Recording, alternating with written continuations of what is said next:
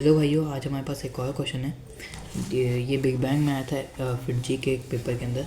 तो इसको सॉल्व करते हैं कि क्वेश्चन कह रहा है कि a single horizontal force F is applied on a block of mass of M2 which is contact with another block of mass M1 if the surface are frictionless than the force between the blocks।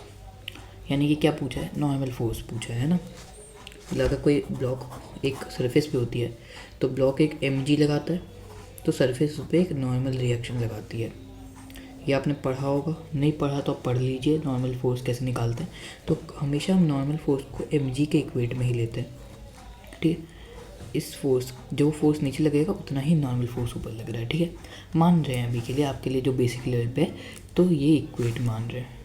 तो यहाँ पे ये जो question है कुछ ऐसा ही है और ब्लॉक फ्रिक्शनलेस प्लेन पे रखा हुआ है, यानी कि उस पर कोई फ्रिक्शन तो लग नहीं रहा।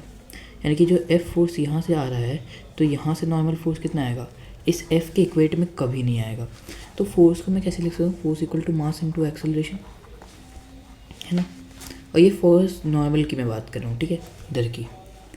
तो और मैं एक और तरीके से एक्सेलरेशन, जो टोटल एक्सेलरेशन होगी, इसको मैं force total by mass total लिख दूंगा तो कोई प्रॉब्लम तो नहीं है ना, है ना।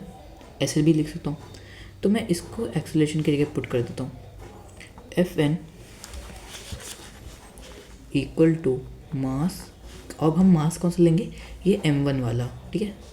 m1 मास, क्योंकि इधर से ही नॉर्मल फोर्स निकल रही है, तो m1 मास इंटू एक्सेलरेशन के जगह F टोटल, है ना, बाय टोटल मास कितना है m1 प्लस m2। यानी कि फोर्स जो लगेगा वो इसके इक्वेट होगा m1 F bye m1 plus m2। तो ये ऑप्शन कौन सा है देखते हैं, तो ये डी ऑप्शन है। तो हमको ये करके आना है। और please subscribe my channel. Bye bye.